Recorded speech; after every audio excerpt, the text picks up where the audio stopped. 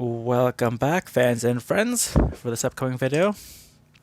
No, it's not the run on MT Series 14 Dodge Challenger, although the vehicle coming up is extremely similar to it. It is in fact, and I've done this quite a few times, where I have the convertible version, and then I have also the normal, not sedan, but the sports car version of the car. So this is a little bit of an earlier one. We are now on Series 8 of Vintage Ad Cars, and you can see the plum version of the Challenger RT. And we'll get a better look at it when I turn the thing around. So we see the green light there, the wheel there, the Vintage Ad Cars, obviously.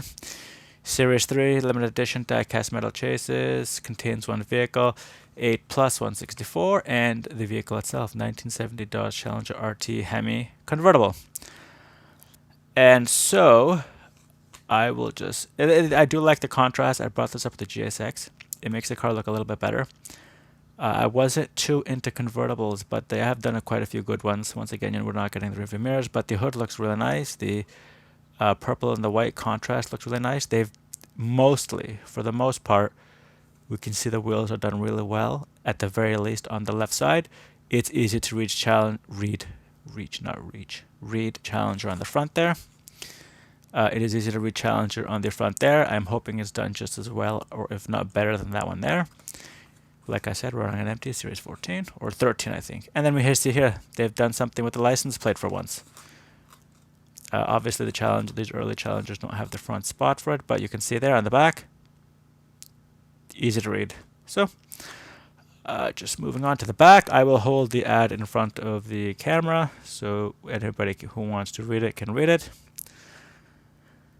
No way is 1970's all-new high-performance car going to go unnoticed. I'm not going to read the whole thing, but basically it is easily legible. Once again, this thing will be thrown out once I throw out the rest of the package. To cover everything else here, I have that in my hands. I have already done this. I've already done that. This will be next to impossible to find, if not aftermarket. This one, I have so many. I don't think I'm going to get another one. And the Silverado, I've done a lot of Silverado, the modern ones, not the old ones. The oldest one I think I have is the S10. Also green light. But, I've done the ones I really like. The only one I would want to get is this one here. And the reason for that is I have another Dodge Coronet, but it is in fact an M2, and it is a Super B version of the car. So I've done that review a while ago. It is the Super B transition from the Coronet to the Dodge Charger, which would be 1969 and 1970. So I'm just looking for a plain Coronet now, not Super B version, because I already have one. I don't want to get a second one, unless it is the green light, and then I can compare it to the M2. The M2 one was done reasonably well. Can't complain about that. So once again, we get it in its nice insert, and there it is. I do really like the hood aesthetics. Honestly, I think it's better than the single scoop one down there. It's definitely more, I want to say unique, but it's less, it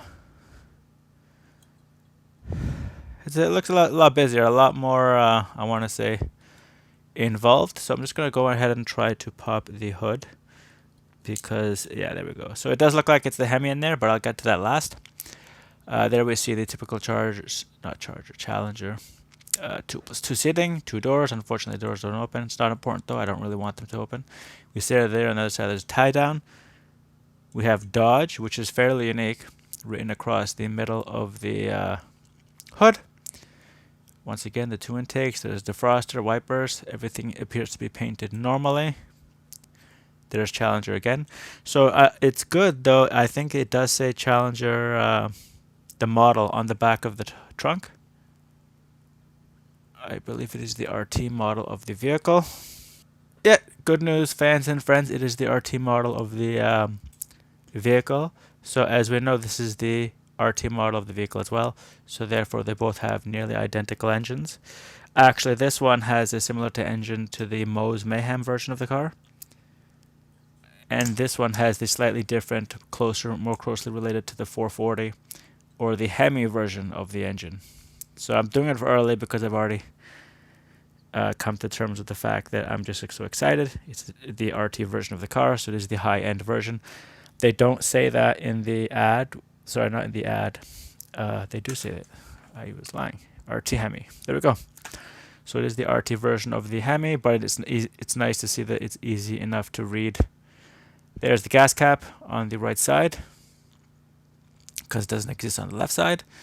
And I'm just going over the wheels quickly to make sure that there is very little, if anything, a defect. I was worried with this version that you see how high it's riding up in the wheel well. It actually does not affect the vehicle whatsoever when it rolls. So this is a sports slash I want to say fun car, because this one here is a sort of a racing car demolition derby. We can tell that by the roll cage. Obviously there is no roll cage here. I do appreciate the hood much better than the one over there. So just quickly, we're going to cover what it says on the license plate, HK2463. And there is other information there, but the writing is extremely small. And I cannot read it without a magnifying glass, which I do not have with me. But at the top here, there is a bit of a mispaint. It's not absolutely serious because the rest of the car happens to be done really well. I will get to comparing it in about 30 seconds after I finish this. So 22720 is exactly the same number as on the back of the tag there in the middle, just below Goodyear and Ford. So other than that, we see it is Dodge Challenger RT. Because it's the RT, it is pretty much assumed that this big engine here is the HEMI. If I can find the GTX, which I only have the 440 GTX nearby me, but I do have... Oh wait, no, I have both GTXs here. And I also have the Dodge Charger with the HEMI engine. So there is enough. And I really like this one. If you like this one, you can go ahead and watch that video. I'm not going to go over it again in too much detail. But there we have views of the HEMI in two different guises. This one I do like better because it tells us it's the HEMI. And then obviously this one is the HEMI as well.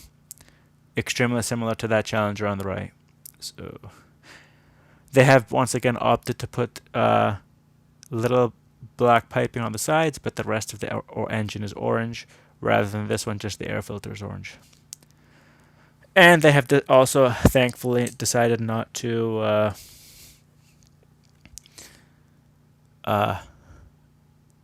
they have decided to paint both of those struts the same color, which is good, because very often I've shown it, even in Moe's Mayhem Charger, it's not painted. So every now and then they do make that, not a huge error, but unusual error in the fact that it's, I don't know how hard it is to not paint that, but if you're going to do one side, not the other. So 3379 is its limited edition number. As we can see on this one, they used a sticker instead. But other than that, it happens to be identical casting. With the GL number 46 just here. But for this version, it appears to be a little bit more faded and harder to read. The one on the left is very easy. Other than that, I have very few defects and differences to complain about. Even the Challenger RT across the front is the same. So they're both 1970s, right? So there we have it. There was more difference between the 1969 1970 Dodge Chargers that I did recently than these two. One is simply the convertible version of the other. So as for racing, does this thing move on its own? Does it want to move on its own? We'll find out. And look at that, they go right across the screen. So Dodge Challenger RT with the HEMI engine, convertible from Vintage Ad Cars Series 3. This is Thomas from Toronto, and till the next one.